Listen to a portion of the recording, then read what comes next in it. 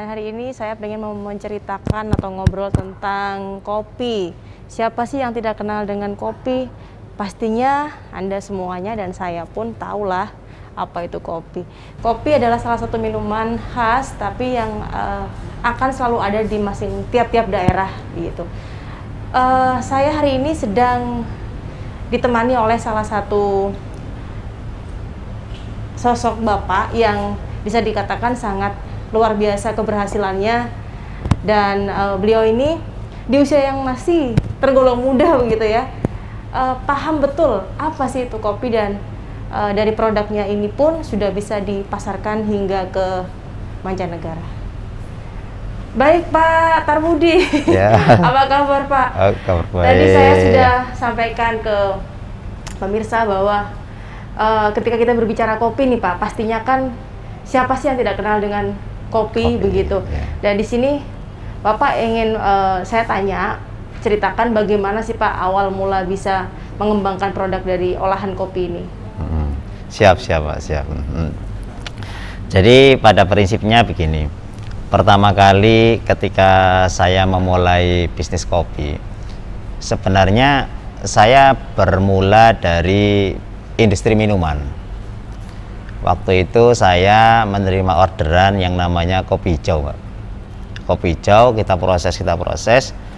Dari proses itu menyisakan kopi. Ketika itu saya buat kopi hijau itu kan kurang lebih kebutuhan 5 kilo kopi hijau itu membutuhkan 25 kilo kopi biasa itu, karena harus kita sortir, ketemu cuma 5 kilo, sisanya ini kan buang itu kan. Waktu itu aku punya ide, ini gimana kalau kita proses saja, kita masukkan ke warung kopi. Akhirnya dari tahapan itu kok tiba-tiba bagus itu loh, permintaannya bagus. Habis itu saya harus berpikir ini, bagaimana sisa ini akan menjadi core bisnis juga. Akhirnya saya mulai men-scale up juga, mulai belajarlah tentang kopi. Kopi itu seperti apa sih? Tapi lucu juga, asik juga. Ketika kita masuk ke dunia kopi itu asik juga gitu loh. Pertama, kopi itu menjadi kebutuhan kita sehari-hari. Kalau kita sekarang ya ngomong kebutuhan primer lah. Tapi asiknya harganya itu tidak ditentukan. Ada harga murah, harga tinggi. Jadi keren banget untuk bisnis gitu loh. Variatif. Variatif jadi. Dan itu saya rasa mahal tidaknya menurut pengalaman saya tergantung kita. Gitu. Jadi kapan saya harus berjualan mahal, kapan harus saya jualan murah, cuma itu aja. Nah, Bapak ini jenis kopi yang apa nih Pak, Robusta atau yang Arabica? Saya dua-duanya jualan Robusta sama Arabica, tapi yang permintaan paling tinggi itu adalah Robusta. Jadi begini, kenapa saya harus jualan kopi Robusta gitu kan? Karena waktu itu saya berpikir bahwasanya di Asia Tenggara ini khususnya Indonesia, itu kan kebutuhan orang itu kan paling banyak Robusta. Jadi kita saya tidak harus berpikir, kok harus inovasi apa? Yes, kita yang jelas permintaannya banyak Robusta, ya jualan Robusta aja. Jadi nggak perlu aneh-aneh gitu kan. Terlepas ketika ada permintaan Arabica kita punya, itu aja. Jadi kita benar-benar berdasarkan permintaan pasar lah. Nah, Pak, untuk olahannya sendiri nih, hasil dari kopi Robusta maupun Arabica sudah berhasil dipasarkan kemana saja? Kalau di lokal untuk domestik Indonesia kita sudah ada 70 kota, 70 distributor. Nah itu rata-rata per distributor itu ya melayani warung-warung, banyak warung lah. Jadi kita memang setiap distributor yang ikut gabung sama kita Bu, memang kita didik, kita bina siapa segmentasi pasar kita. Jadi mereka jualan udah nggak perlu pusing-pusing, jadi nggak harus bersaing dengan kompetitor. Jadi kita sudah buatin analisisnya, sampai kota mana, kota A kita analisa pasarnya seperti apa, permintaan terbanyak itu apa. Jadi mereka jualan itu udah langsung targeted ke siapa itu kayak gitu. Jadi itu yang salah satu kenapa bisnis kita bisa benar-benar cepat lah. Saya pikir cepat untuk kelas UKM ya kayak gitu. Pak, kemudian ini Pak, menghadapi situasi atau kondisi pandemi saat ini, pengaruh nggak Pak ke penjualan kopi? Gini, sebenarnya posisi apapun, kondisi apapun itu bagi saya ya itu sama aja. Memang ketika pertama kali di bulan Maret itu pandemi lagi turun, kita lagi ada pertama kalinya pandemi. Memang saya ada penurunan produksi itu kurang lebih 20%. Tapi begini, ketika justru sekarang itu kita ada kenaikan 2 ton per bulan. Jadi setelah turun 20%, habis itu di bulan Maret, April, Mei kita udah mulai naik. Mei kita sudah kembali lagi normal, Juni, Juli kita naik 2 ton. Jadi malah naik. Jadi gini, kuncinya begini. Ketika musim pandemi ini yang selalu jadi slogan saya itu kan.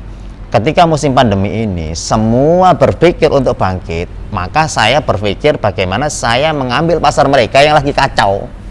Itu jadi tak ambilin semua, termasuk warung kopi itu yang banyak tutup, tak samperin, yang nggak ngambil dari saya itu tak samperin, tak bilangin pada minta semua. Jadi bagaimana kita bisa menciptakan inovasi nih jadi. Iya, jadi harus benar-benar kita harus berpikir sendiri ya. Ketika seperti ini apa yang harus kita lakukan? Kita sebenarnya justru ketika pandemi kita nggak boleh diam. Oke. Langkah apa? Harus langsung itu. Pertama, kenapa? Paling enak itu analisis kompetitor. Kalau kita tahu analisis kompetitornya enak. Ketika kompetitor turun, pasar mereka kan kacau kan, dia mikir bangkit, kita mikir makan pasar mereka. Jadi kita jangan sampai ketinggalan yang kedua kali. Jadi itu yang kita lakukan. Dan alhamdulillah ini naik terus ini. Jadi malah posisinya naik terus. Ya alhamdulillah.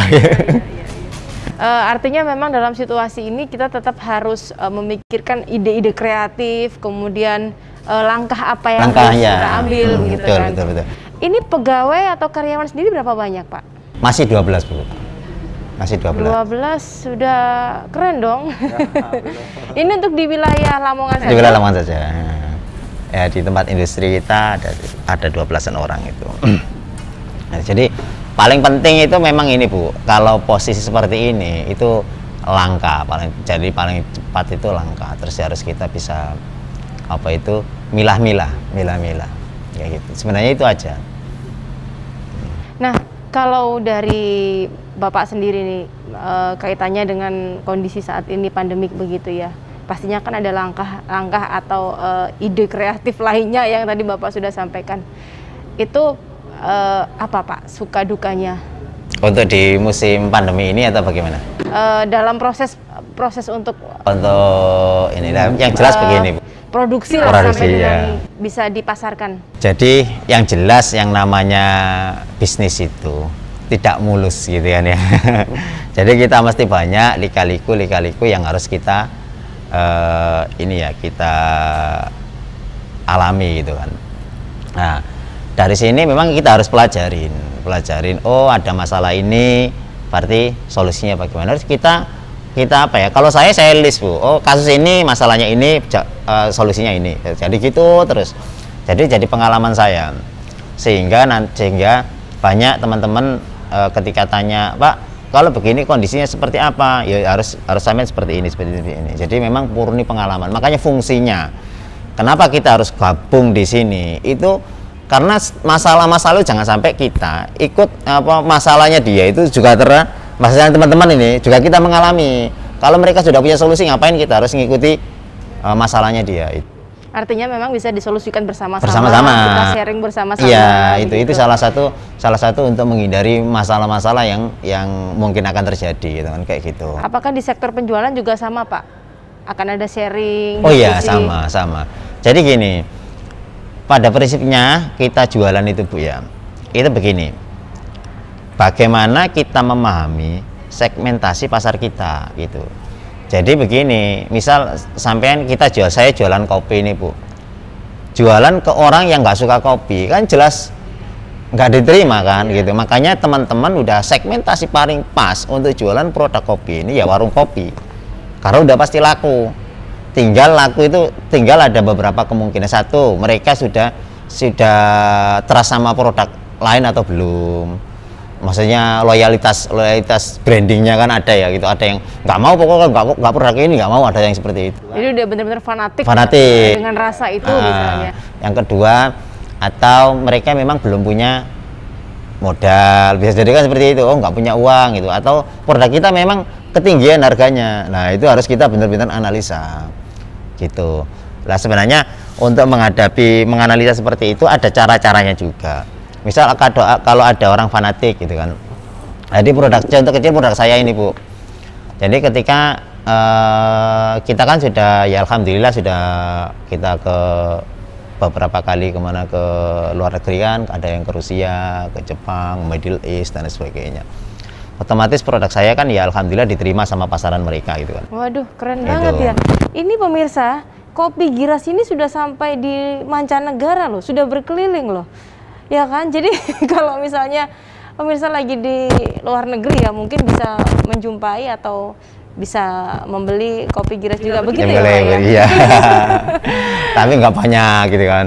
Tapi paling tidak begini, dengan kita seperti itu, bagaimana kita bisa merubah fanatisme orang produk satu ke produk lain, yaitu salah satunya yang saya lakukan begini Bu.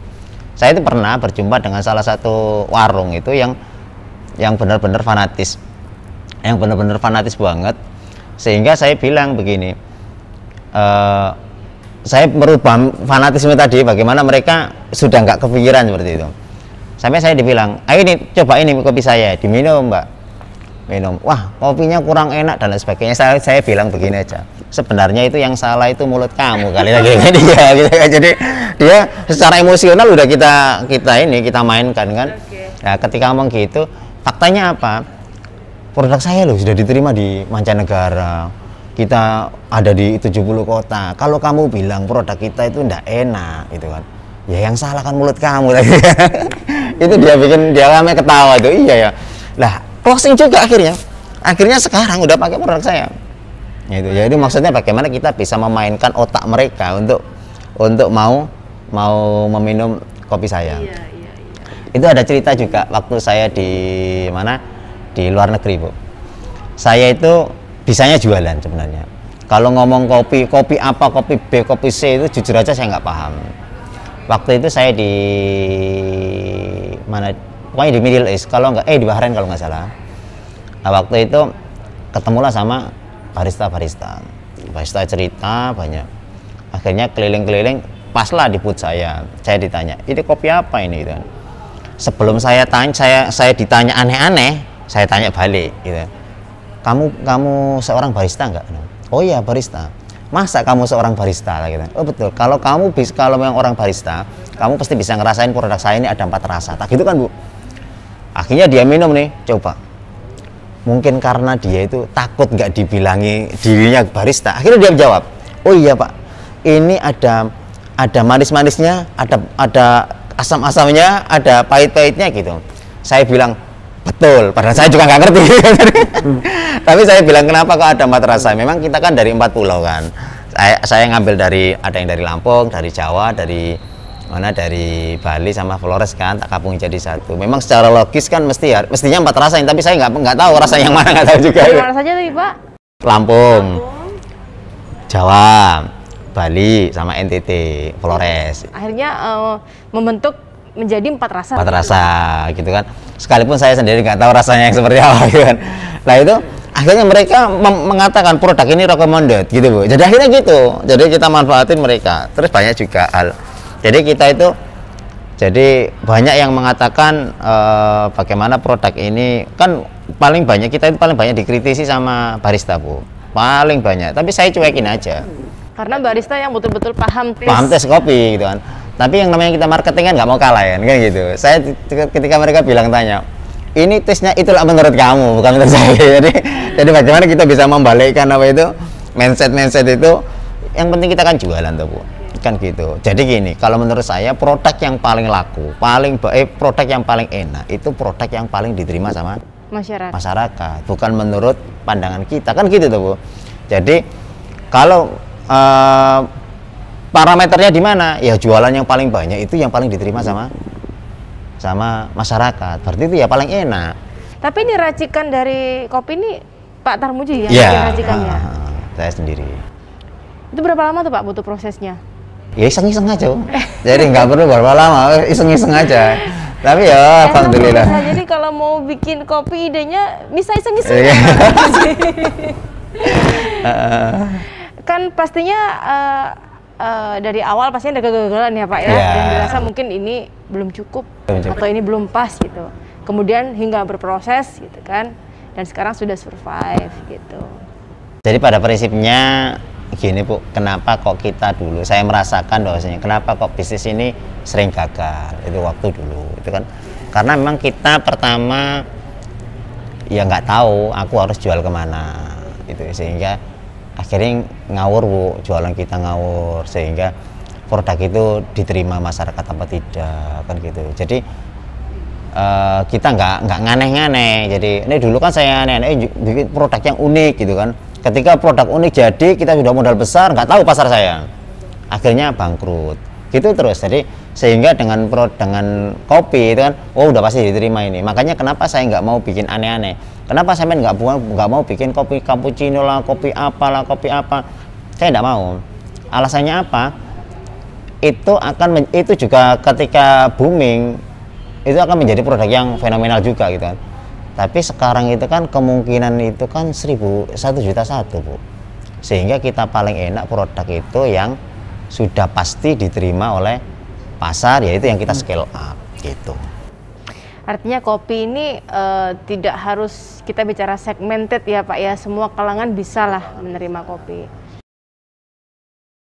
Paling gampang ya kalau kita teman-teman semua, bukan hanya kopi Bu ya, bisnis apapun itu paling gampang bagaimana kita bisa menguasai pasar. Paling gampang analisis kompetitor. Mungkin analisis kompetitor nih Pak, kadang kan saya sendiri pun ya Pak ya, kalau kita bicara masalah bisnis, dagang, analisis kompetitor ini yang harus kita pahami betul yang bagaimana? Pasarnya kompetitor. Jadi pertama pasarnya, contoh gini, sekarang kopi nih, ada perusahaan kopi juga yang rame, kita tinggal perusahaan kopi rame tadi itu siapa aja pasarnya, cari aja, ya situ pasar kita gitu. Jadi nggak perlu kita susah-susah nyari, nggak perlu nawarin orang, ditawarin capek kita. Kalau mereka sudah seneng kopi, tinggal nanti itu begini ya tadi, cocok apa enggak, fanatisme ada apa enggak, cuma itu cocok. Tapi kan akhirnya kita harus compare dong Pak dengan produk yang memang sudah punya brand misalnya begitu. Itu bagaimana langkahnya? Jadi begini, kalau perusahaan besar itu kan mereka hanya jualan, tidak ada yang namanya, ya ada ya tapi nggak banyak mungkin, nggak ada yang namanya edukasi, nggak ada yang namanya value tambahan. Kita kasih value, jadi ketika perusahaan kekurangannya dia apa, itu yang kita kasihkan ke mereka kayak gitu. Contoh misal warung ya, warung, ketika warung itu saya kan banyak ini warung gitu. Warung saya masih siapa yang tak ambil nanti tak iklanin pakai FB Ad, ini mau mereka. Jadi kita ada tambahan-tambahan yang bikin apa ya, bikin mereka lebih suka pada kita. Tapi tetap tidak meninggalkan produk-produk sebelumnya. Paling tidak kita sudah masuk gitu. Ini kalau kita bicara masalah untuk pemasaran begitu ya Pak. Jadi tetap artinya klien atau distributor tadi tetap kita maintain, kemudian kita berikan edukasi ya, agar bukan terus kemudian beli terus kita lepas. Kita lepas ya betul. Karena pada prinsipnya dalam dunia bisnis kan repeat order kan Bu. Kalau sudah repeat order ya itu kita bisa mengatakan itu omset. Kalau cuma jualan aja nggak ada repeat order ya selesai. Cuma maling naik langsung jatuh. Kalau kita sudah repeat order ya kita stabil. Jadi kita sudah bisa mengukur penjualanku per bulan berapa, targetku ke depan berapa, itu dari situ. 70 kota tadi mana saja Pak? Banyak Bu, banyak saya juga nggak hafal. Jawa Timur hampir keseluruhan. Oh Jawa Timur hampir keseluruhan. Jawa Timur, Jawa Tengah, sampai ke Sumatera ada, Makassar kita juga ada, kayak gitu.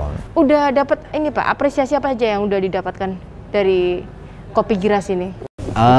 Ya kita Bu, yang jelas untuk apresiasi sebenarnya kita dapat banyak ya, khususnya dari Dinas UMKM. Kita kemarin difasilitasi ISO 22000 gitu kan. Terus ada kemarin apresiasi dari termasuk eksporter pemula itu kan banyak. Terus Ya banyak, dari kita kemarin ketika di Saudi juga dapat apresiasi juga dari KBRI kita di Saudi, termasuk di Bahrain itu kita dapat. Terus termasuk kita kan sering diundang sih, undangan untuk ikut-ikut pameran di luar negeri, itu kan salah satu bentuk pemerintah juga memandang kita itu mungkin mampu ya, seperti itu. Yang terakhir nih Pak Turbi, tipsnya apa ketika misalnya teman-teman atau pemirsa semuanya, dan khususnya nih generasi milenial nih Pak ya, yang ingin membuka usaha baru atau bisnis baru di bidang kopi. Silakan Pak. Jadi begini, pada prinsipnya bisnis itu kita tidak boleh idealis. Bisnis itu kapitalis. Jadi apapun model bisnisnya ya sudah kita kapitalis. Yang paling penting hasilnya aja untuk idealis. Jadi idealisnya kita bagaimana? Bagaimana kita mendapatkan omset sebanyak-banyaknya, keuntungan sebanyak-banyaknya. Karena apa? Karena persaingan pasar itu nanti macam-macam modelnya. Jadi kita nggak boleh produkku ini toh, jangan seperti itu. Jadi kita harus ngikuti diamond pasar seperti apa ya, kita harus ngikutin, termasuk pergerakan kompetitor seperti apa kita harus ikutin. Kalau kita hanya rata-rata UKM kan gitu Bu, UKM itu ya produknya ini aja nih, mereka nggak mau ngembangin, diajak gini, nggak nanti aku khawatir gini, nggak perlu khawatir. Kayak seperti itu. Jadi yang paling penting kita nggak boleh idealis gitu kan. Bisnis kapitalis ya. Dan harus berani mengeksplor. Betul itu. Jadi nggak boleh, ya intinya itu. Jadi terus yang kedua, kita harus benar-benar tahu siapa pasar kita. Kalau kita hanya buat nggak tahu pasar kita, ya sudah nggak ada gunanya. Jadi paling penting itu sedikit tapi pasarnya ada ya nggak apa-apa. Gitu. Kayak gitu. Nah pemirsa, itu tadi informasi yang sangat banyak sekali yang didapatkan dari mulai bisnis kopi, mulai dari peracikan, kemudian bagaimana cara mengembangkan bisnis, bagaimana harus bangkit di situasi pandemi, kemudian bagaimana harus bertahan begitu ya Pak. Dan yang terakhir adalah tips-tips untuk semua yang ada di rumah agar bisa mempunyai ide-ide kreatif dan harus berani untuk mengeksplor. Sampai ketemu di informasi berikutnya, tetaplah di CTV. Saya Nia Kurnia pamit, terima kasih dan sampai jumpa. Terima kasih. Sama-sama.